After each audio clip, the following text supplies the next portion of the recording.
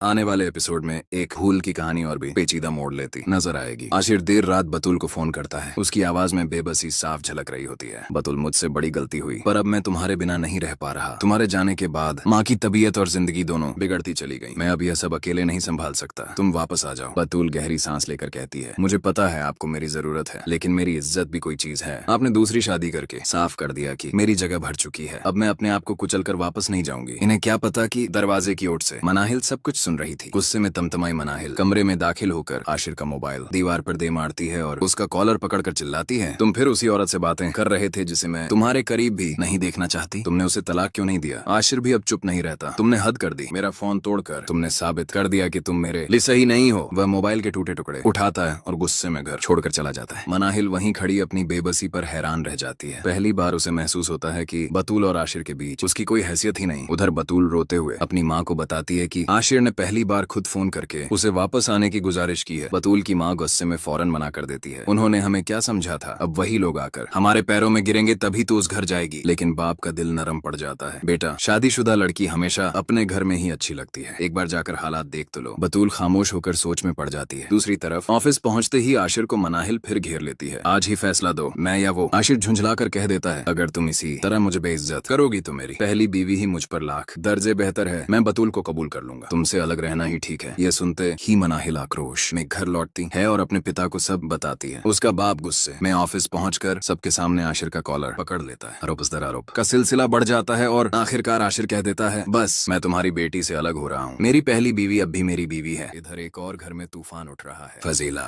हादिया के बिखरे बालों में हाथ फेरते हुए कहती है, बेटी क्यों खुद को यूं बर्बाद कर रही हो? ये उम्र तो सजने संवरने की होती है। मर्द का दिल प्यार से ही पिघलता है। हादिया का चेहरा बुझा हुआ है। मेरी खुशियां तो उस दिन ही खत्म हो गई थी जिस दिन मैं सब छोड़कर काशान के साथ भाग आई थी। फजीला उसे ढाढ़स बंधाती है, अगर दिल से कोशिश करेगी तो काशान तुम्हारे लिए बदल सकता है। खुद को संवारो, अपनी चमक वापस लाओ। मर्द दिल के कठोर हों पर औरत के सौम्यपन के आगे पिघल ही जाते हैं। हादिया इस बार उसकी बात दिल से लगा लेती है। काशान के लौटने से पहले वह लाल सूट पहनकर मेकअप करके पूरे आत्मविश्वास के साथ तैयार बैठी होती है। जैसे ही काशान घर में दाखिल होता है, हादिया मुस्कुराकर उसके सामने खाना परोसती है। उसकी यह बदली हुई शख्सियत देखकर काशान भी दंग रह जाता है। आज तो लग रहा है सूरज किसी और ही तरफ से उगाया और यहीं से कहानी एक नया मोड़ लेने वाली है।